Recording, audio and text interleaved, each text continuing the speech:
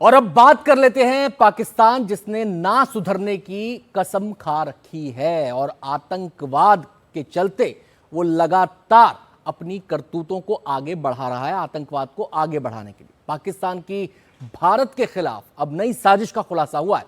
खुफिया सूत्रों से जो जानकारी हमें मिली है उसके मुताबिक पाकिस्तान एक बार फिर से आतंकी कैंप और लॉन्चिंग पैड्स तैयार कर रहा है, वो भी हाईटेक तरीके से। हमारे संवाददाता मुकेश सिंगर की यह खास रिपोर्ट देखिए। 22 अप्रैल 2025 पहलगाम की बैसरन घाटी में सैकड़ों पर्यटक छुट्टी मना रहे थे। तभी अपने नापाक मंसूबों के साथ आतंकी वहां पहुंचे और लोगों से उनका धर्म पूछकर गोली मार दी। इस हमले के जरिए आतंकियों ने भारत की आत्मा पर चोट की। पहलगाम हमले के बाद कई दिन तक भारत खामोश रहा, लेकिन 6-7 मई की दरमियानी रात पाकिस्तान और वहां पल रहे आतंकियों के लिए कयामत लेकर आई। भारत ने ऑपरेशन सिंदूर के जरिए लश्कर-ए-तैयबा, जैश-ए-मोहम्मद और हिजबुल मुजाहिदीन के हेडक्वार्टर तबाह कर दिए। बड़े पैमाने पर आतंकियों के कैंप और लॉन्चिंग पैड्स को बर्बाद कर दिया। कई आतंकी मारे गए और बाकी वहां से भाग गए।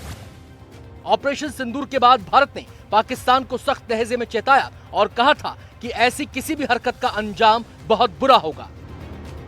ऑपरेशन सिंदूर ने डंके की चोट पर कह दिया है कि आतंकवादियों के जरिए छद्म युद्ध, प्रॉक्सी वॉर नहीं चलेगा।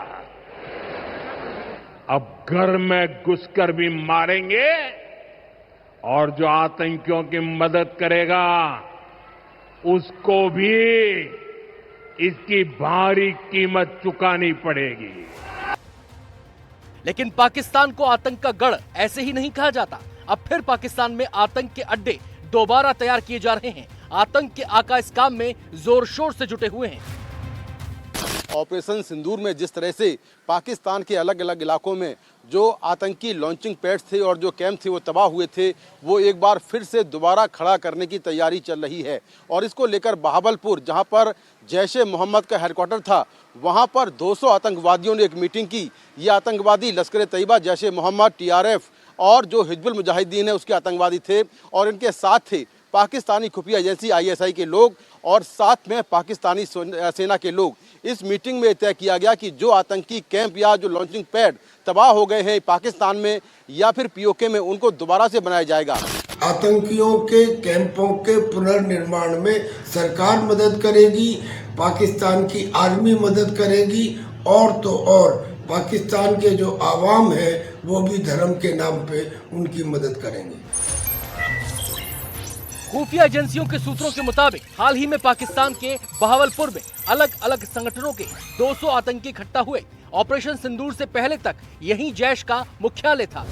इस दौरान पाकिस्तानी सेना और ISI के एजेंट भी मौजूद थे।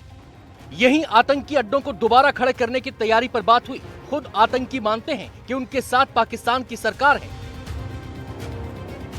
जितनी भी जमातें मौजूद हैं, ये सब कहीं ना कहीं सहूलत उठाती रही हैं। आइंदा भी वो सहूलत हासिल करने के लिए तैयार हैं। इस हैसियत में उनका ताल्लुक और राब्ता किसी न किसी सूरत में एस्टेब्लिशमेंट के साथ रहता है। तो हम कहते हैं कि जब इस पाकिस्तान में हम रहते हैं, पाकिस्तान में हम काम करना चाहते हैं, तो जब मैं उनसे मिलूंगा तो कोई भी मुझे ये कह देगा कि आप उनसे मिल रहे हैं, तो भाई मिलने मिलाने में तो किसी किस्म की कोई परेशानी नहीं होती है। सूत्रों के मुताबिक नए आतंकी ट्रेनिंग कैंप और लॉन्चिंग पैड इस तरह बनाए जा रहे हैं जिनकी निगरानी भारत न कर सके। हर कैंप की सुरक्षा के लिए special army train security guards तैनात होंगे जो आधुनिक उपकरणों से निगरानी करेंगे और कैंप में 200 से ज्यादा आतंकियों को एक साथ ट्रेनिंग नहीं दी जाएगी ताकि सर्विलांस से बचा जा सके। छोटे छोटे कई ट्रेनिंग कैंप बनाए जाएंगे जिनमें सीमित आतंकी रहेंगे।